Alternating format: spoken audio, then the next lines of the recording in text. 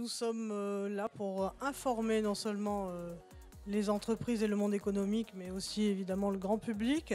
Nous le faisons concernant en tout cas le monde économique tous les mardis, puisque nous avons un supplément qui est dédié, qui s'appelle le supplément économie tout simplement. Et nous le faisons aussi à travers aussi un autre supplément qui paraît une fois par mois, qui s'appelle Ici on agit, et qui est un supplément qui est un peu plus dédié à l'environnement, mais qui concerne évidemment beaucoup les entreprises.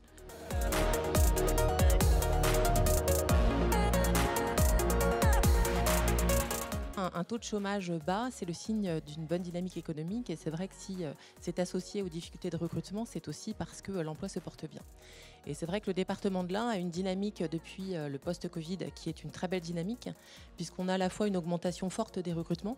Taux de chômage assez faible dans l'Ain, 5,5, 23 000 demandeurs d'emploi, et pourtant des véritables difficultés de recrutement dans le département de l'Ain, donc sur des métiers en émergence, surtout les métiers de l'informatique, les métiers sur le développement durable, sur les nouvelles énergies. Lorsqu'on avait, il y a 10 ans à peu près, on a à peu près 4 fois moins de CV sur une offre d'emploi aujourd'hui par rapport à une dizaine d'années. Au niveau de la région, on a effectivement des formules d'accompagnement des entreprises qui visent, avec ce plan, à aller chercher des demandeurs d'emploi en lien avec Pôle emploi, qui sont soit du territoire mais aussi de l'extérieur, et qui ensuite vont avoir des formations, pas théoriques mais vraiment concrètes, et notamment au niveau de l'entreprise. Et on constate effectivement que pour les entreprises, eh bien, c'est à la fois aussi une manière de tester, entre guillemets, pour les demandeurs d'emploi de découvrir des métiers, et à ce moment-là de pouvoir engager un parcours qui leur permet effectivement de déboucher sur l'emploi.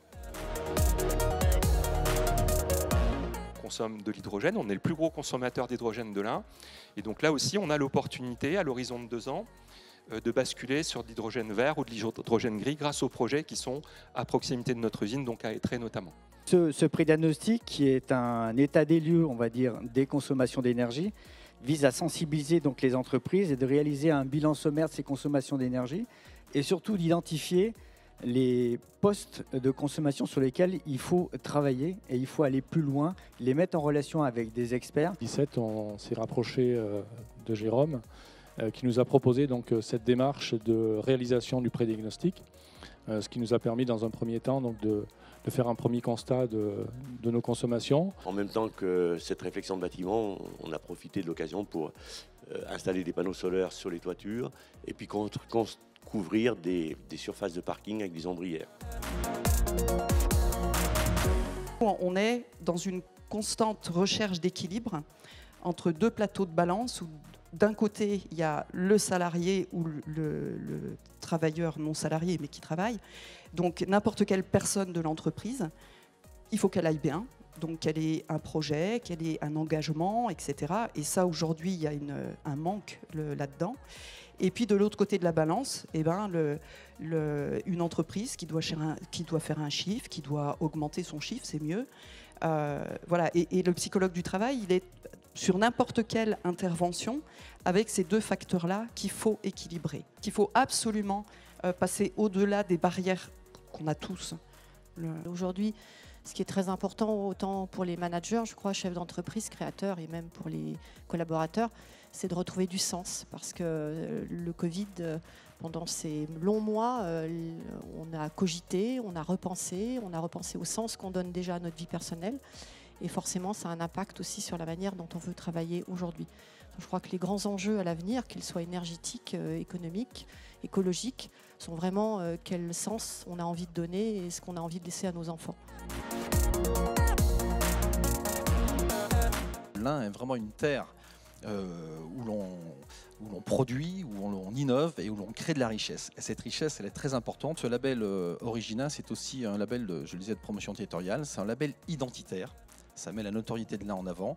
Et véritablement, aujourd'hui, à l'heure où je vous parle, il y a 326 entreprises labellisées Origina et ça crée un formidable réseau professionnel.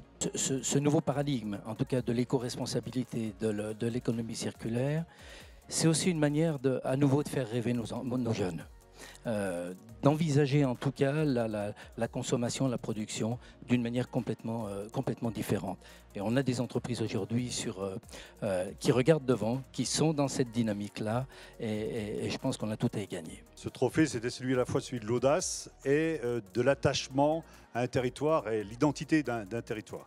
Et je crois que c'est effectivement ça que nous recherchons, c'est un capitalisme familial, c'est-à-dire qui reste encore ancré dans le territoire à partir des valeurs humaines, mais qui soit quand même ouvert sur l'économie telle qu'elle est, avec toutes ses difficultés, mais tous les challenges aussi qui sont à relever.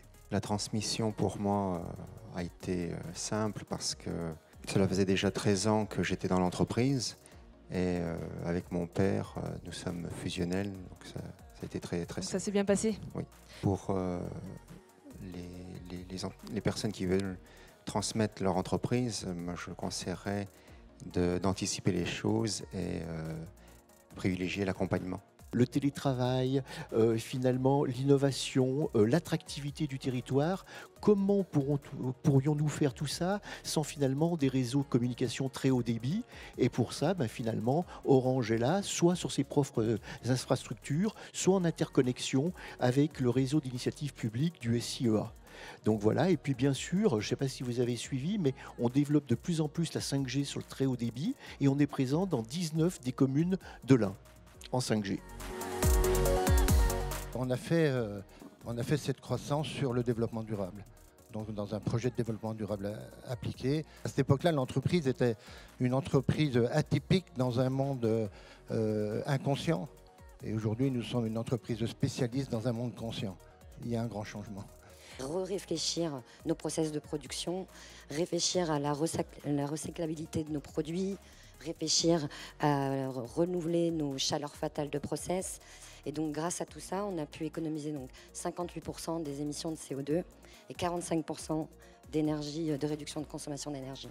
En reprenant Mavic, nous avons voulu redonner du sens et remettre en avant son savoir-faire industriel et régional de la roue qui a fait le succès de la marque. Nos roues aujourd'hui sont composées à 80% d'aluminium recyclé. Savoir produire en France et faire du Made in France, voilà, ça ne suffit pas.